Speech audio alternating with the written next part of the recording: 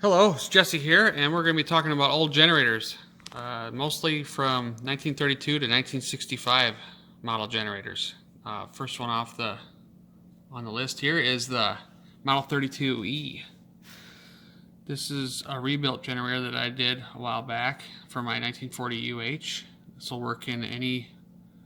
This is designed for any motorcycle from 1932 all the way to 1951. There's little changes throughout the span of this generator's life. I'll kind of talk about that a little bit here as we get going. But the main indicator of this is the fact that it says Model 32E on this tag here. And then we got Harley Davidson written there, made in USA. And then it talks about how this side says switch for this terminal, and this one says relay for this terminal. This is a 3-brush generator.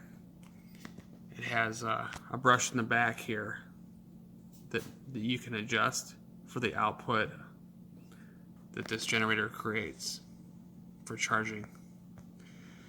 So what makes this an early one is the fact that it's got a brass tag. See, somewhere around 1943, they kind of were scrounging up all the brass as much as they could, so this turned into a zinc tag. It would say 32E or it's also an early one because in about 51 they changed these pull screws here. So it's got a round head on it. And there is, that makes it an earlier 40s generator because it has a drain hole here. So this one is considered correct for my 1940 UH or any 1940 Harley Davidson motorcycle, which would be like the Knuckleheads or even the WLs. That same generator too. This is set up for a flathead because this gear is different. This is what a flathead gear looks like. Knucklehead or panhead gear would look like this one here. So, alright, so I'm going to open this back up here, this back cover off here, and show you what the third brush looks like there. Alright, well, let's work on taking this cover off here.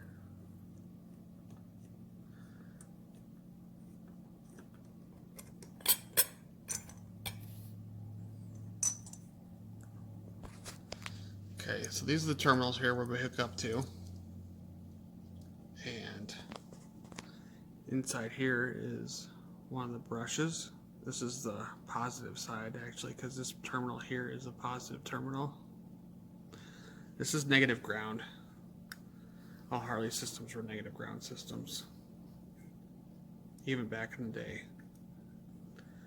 Unlike cars in the era, they had they were positive ground all the way to the 50s for cars. But Harleys were negative ground. British bikes were positive ground. Anyway, so what we got going on here, this is the third brush here. This is where you move it to adjust your output. And it's held in, once you find your spot, when you got it all set up on the motorcycle, when it's running, you find your nice output amperage so you're not frying your battery and you're charging enough to maintain. Because we're going to be running accessories on this, like the spotlight and stuff. Otherwise, that'd be about it. As time went by, they needed more power. So they had to figure out a way to generate more power off of the generator. Because people wanted to add lights and stuff to their bike, like accessory lights and all that kind of stuff. But I'll get to that. So once you have it set, you simply just tighten these 3 screws up here that holds this plate down. And you put the cover back on. So that's the gist of the 32E. So here's a Model 52. This came out in 1952. This generator puts out a little bit more power than the 32E does. Like I was saying, motorcycles were starting to get more lights on them. Like people wanted accessory lights, spot lamps also. This also is a 3-brush. You can see back here it's got the third brush also.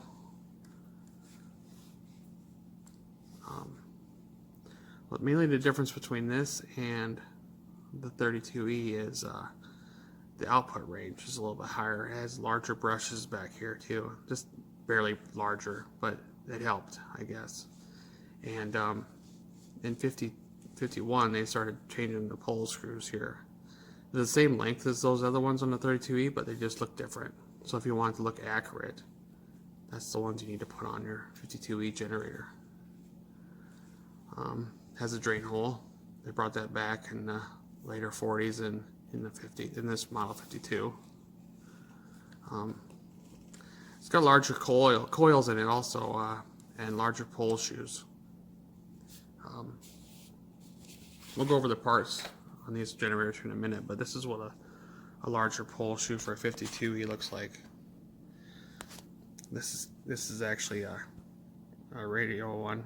Where see how it's twisted looking, but it's longer here, and it's got a squared off area here. So I had the coils are a lot larger and squared off, unlike the 32E where they look like this. So we're looking here. You see the difference here in size. So we got this generator here, the 52E, putting out a lot more amperage, a lot more power off the coils compared to the little round coils that would go on here. Yeah, so I mean, and then anyway, this is what the gear looks like for the flatheads. Again, it's got one sitting here. So this would be correct for any motorcycle from 1952 to 57, because in 58 they came out with the Model 58 generator.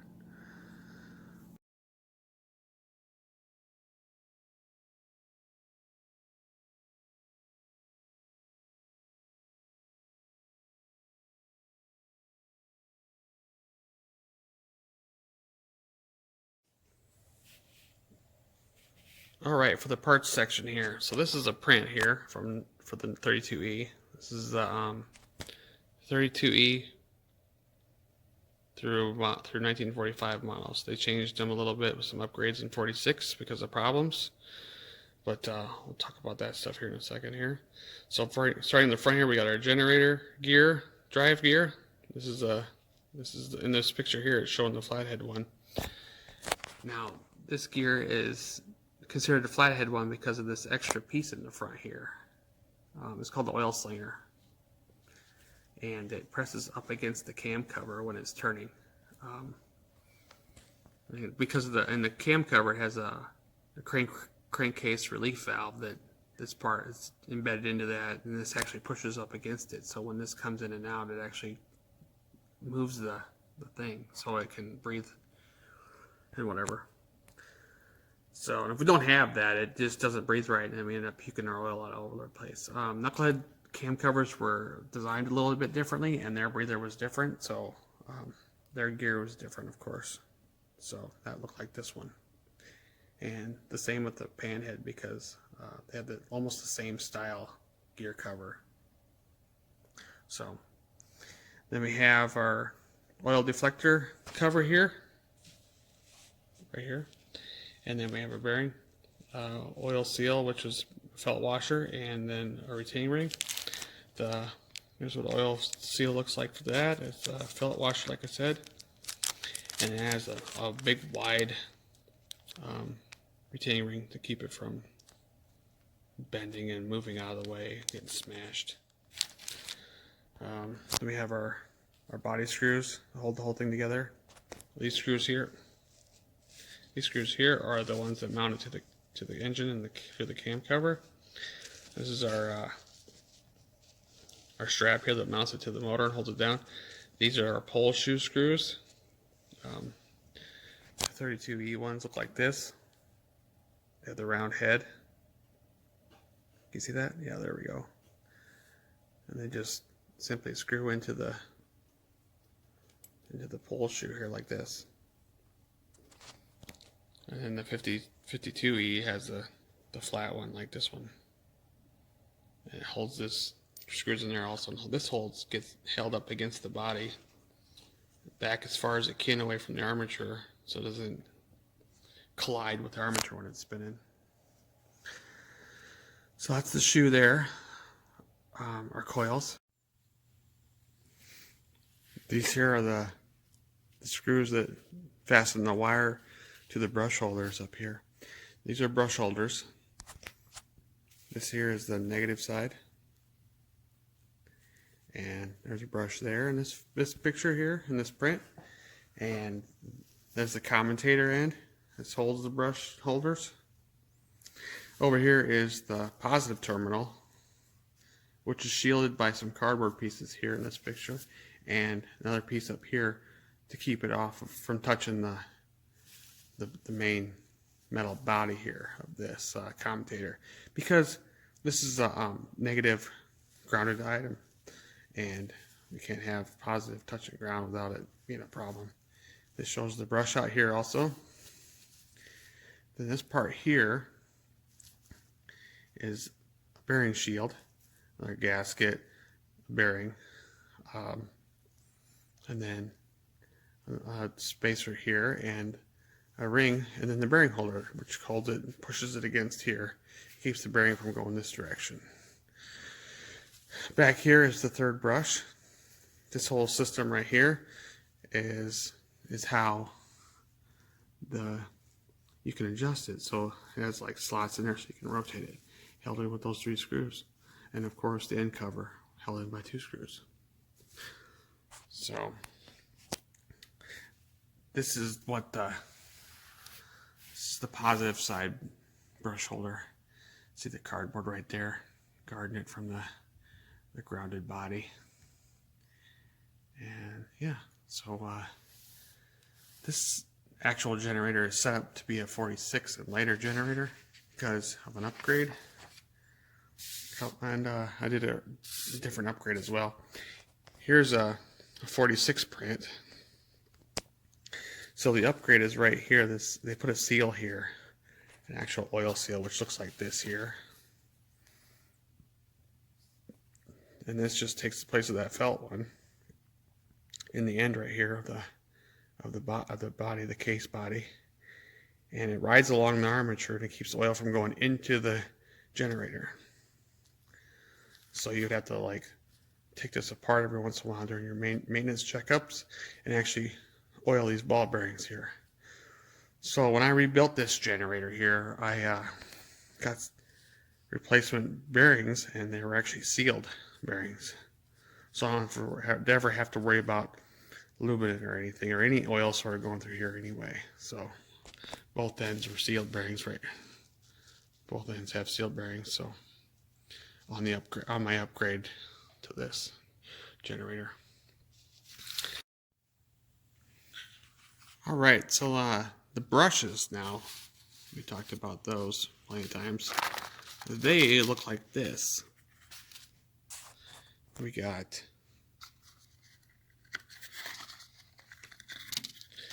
all right, here's a set of brushes, original. You can tell by the box here. It's a full set. Brushes look like this. They have a spring on there so they can, stay pressurized against the armature. The pickups here are carbon, and they have a wire that attaches to the end here.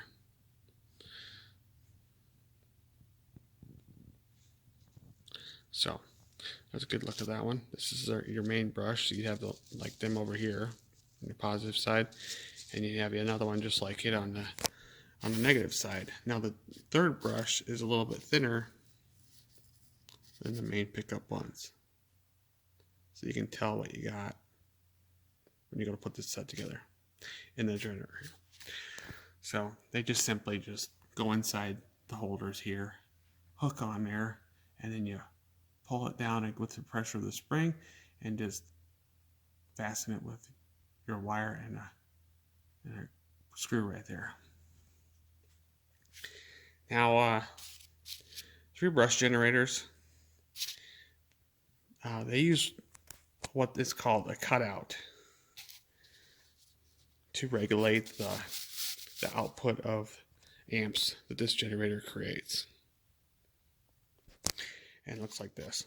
Just mounts in the front of the motor. What this does is when you set up your third brush, for the amount of amperage you're trying to put out. This thing just pretty much tells it to stop charging, charge, stop charging, and charge, kind of like that. And then that's how it regulates, charges the battery. But this ended up not being a very efficient system, so later it got replaced by the 2-brush generators, which we're going to go over. So anyway, so that's pretty much the gist of the 3-brush generators. So stay tuned here, and we'll start talking about the 2-brush generator systems. So stay tuned.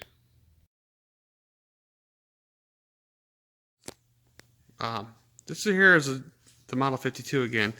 This Model 52, it doesn't have anything else on it. It just says 52 there. These were all used on pan heads from 1952 to 1957, and 45-inch flat heads until 57. There was another 3-brush model. It was known as the Model 52K back here. The Model 52K was only used on K and KH bikes and the 57 Sportster. The only thing that was really different was the fact that it just had a K on the back here. From what I could tell, that and the outer cover that goes up through the back here actually had like a screw hole and stuff on it to hold the cutout on it. But other than that, I don't have one of those. I don't really have any Sportster stuff or KH stuff back from the day. So, but I just wanted to cover it on this 3-brush segment here. So, yeah. Anyway, so now we'll just move on to the 2-brush stuff. So, stay tuned.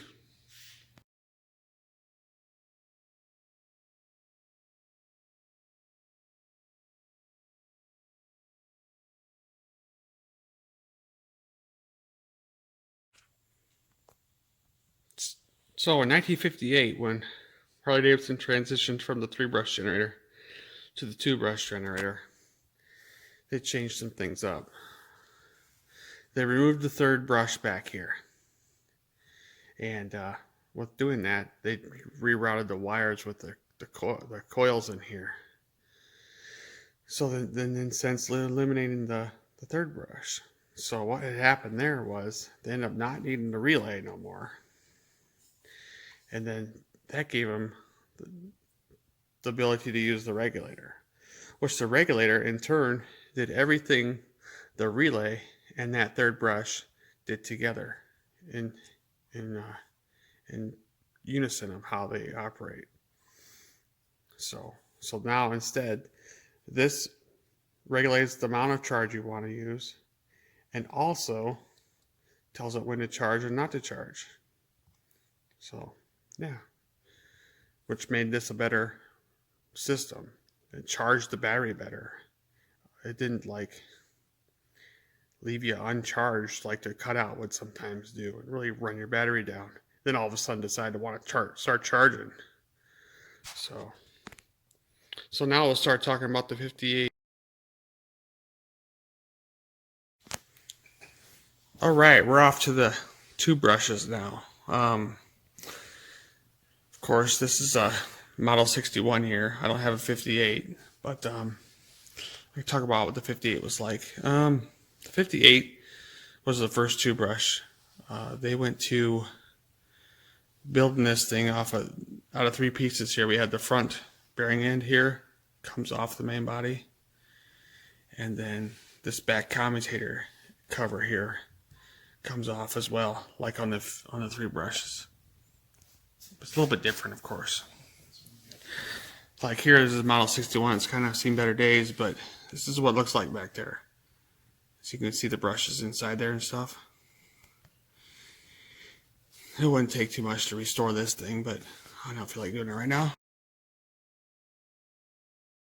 Keep talking about the 58 first before we get to the 61. 58 was used across the entire Harley line, except for like the Hummers and the Model 165s. So it has a longer body. See in comparison to the 52E here, it's a lot, it's a longer generator. See that there? So anyway, the commutator end here cover is steel on the 58s, as long as also with the 61 here. The only difference really is that the 58 had a brass bushing back here. So I don't know why they would go from having two bearings, one in the back here, ball bearing, and a ball bearing in the front here. Generators is, like I said, 52 here though, model. But then put a bushing back here. It had an oil cup that you can fill it with oil now and then. But yeah, so I had like a spring-loaded band. So this is what the spring-loaded band looks like. It's actually the 58 style, but because this has the clamp a little bit later put on here. Other than that, not much difference here. The regulator was mounted on the bracket back here. With sometimes there was a cover, but they would mount the regulator right here on the earlier 58 and 60s. Later in the 60s, they moved it back by the oil tank and stuff. Yeah, so that's pretty much the difference there in the Model 58. On 61, when it came out, this one here,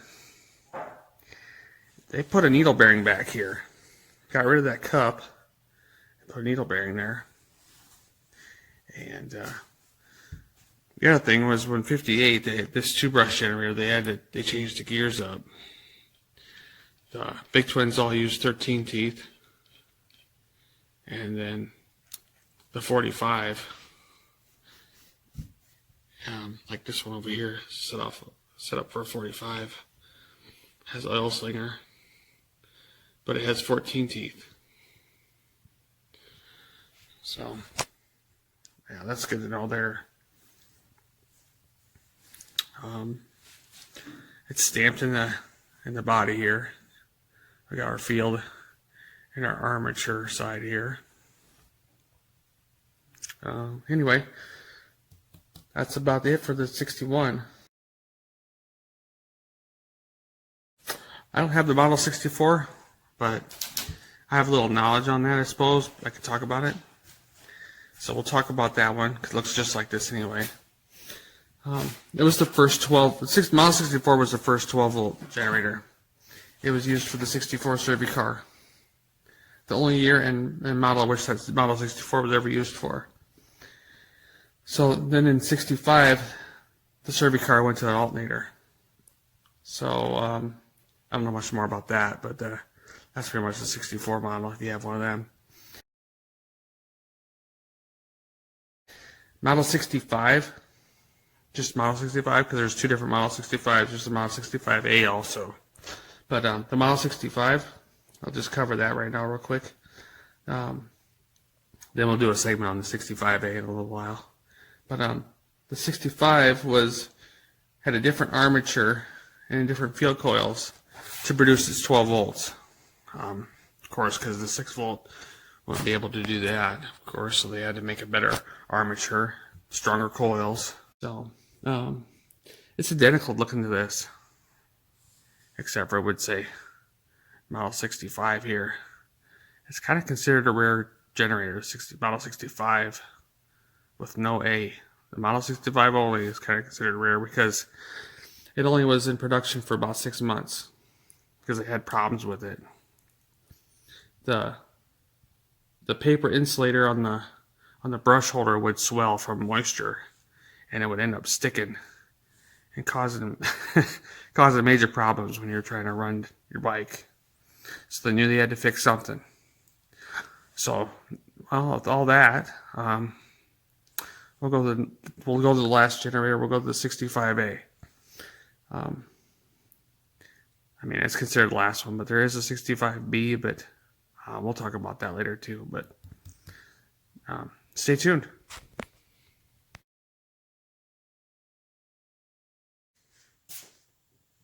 All right, here we go. Here is the Model 65A generator. This generator here is designated this A right here. This makes it the 65A model, and then of course it says 12 volt here. So let's talk about this one a little bit here. This generator fixed the problem when this model came out. It fixed the problem with just the regular Model 65. They rotated the brush holder back here 180 degrees by putting the positive in a different position. So they were able to bring the positive terminal to the top so it wouldn't swell up with water and then short out, cause problems.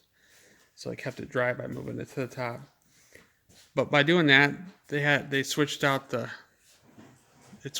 terminal connections up here. So on the Model 65A, armature is on the left and the field terminal is on the right. Unlike on the 61s and 61s, 58s, and 64 and regular 65 generators. Field's on the left terminal and armature's on the right terminal. This generator here is pretty much just a spare. It's going to probably be rebuilt coming up here sometime. But anyway, of course with this 65A, it's designated 12 volt right here. And of course there was no change from the 6 volt because 6 volt was all the way up until the 64 model, but they had no reason to put a designating voltage on it, of course. So otherwise, this in particular generator has a lot of new components in it. It has a larger armature in it, larger field coils in it, because it had to produce the 12 volts. What else we got? Here's what the brushes look like. These brushes are working all 58, 61, 64, 65, 65A generators. This in particular generator had a end cover on it. Here's the end cover mount, and then the end cover just screws on there like that. And yeah, of course this has the clamp style also, as 61 did. They needed their own regulator, other than, of course, they have the 12 volt regulator here. This is a regulator that was actually for the 12 volt system. And then, yeah, so I mean, it's kind of dingy on the inside here. It should clean, hopefully it cleans up really well. But anyway, like I said, it's a spare, so. Pole shoes were held in with one screw on all this 2-brush generators. They're pinned into place right here with a locking press, or like a chisel mark. That way they didn't move. Coined them in. But anyway, that pretty much is all there is to know about the 65A I can think of offhand. So we'll move on to the parts next.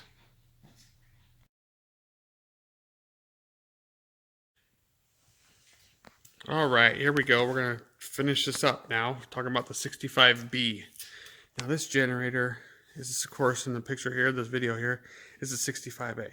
And the 65B looks a lot different than this, and none of the stuff interchanges. But instead of just staring off into space while I talk, we'd rather sit here and look at this generator instead while I talk, because I don't have one of them, of course. The Model 65A, it was used all the way until about 1981. And then the 65B came out and it was used from about 1982 until early 84. And that was all on the Sportsters.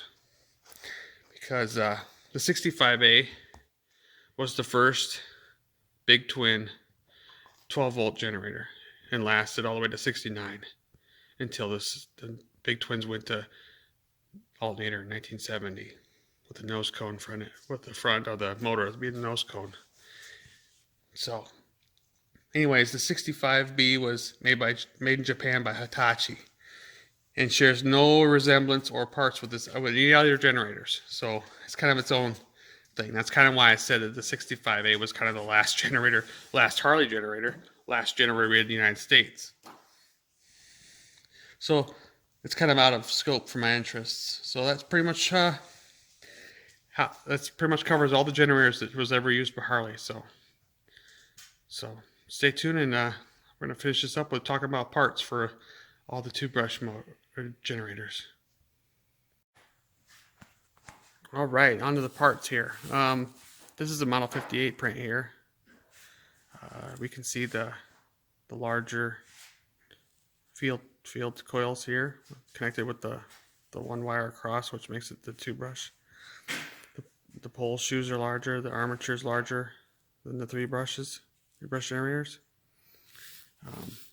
In this print particularly, it shows the back clamp here held with a spring, which covers the holes in the commutator end, and it has a print picture here of that bushing that was in the 58. And then of course the drive gear for a flathead like the 45-inch Cervicars we used that.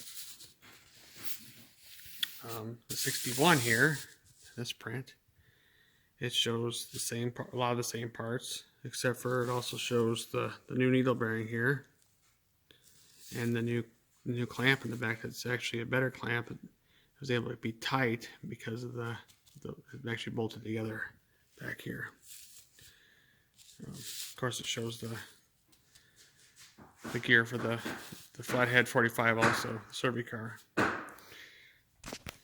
Well, I think that pretty much covers all this here.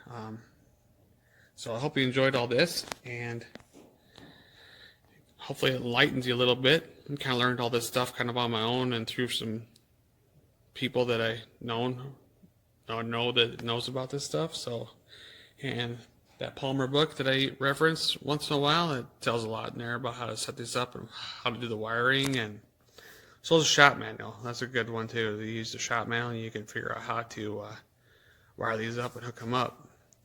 But most of the time, how it goes together is easily done by how a parts print looks. So, like I said, I hope you enjoyed this, and I'll see you again soon.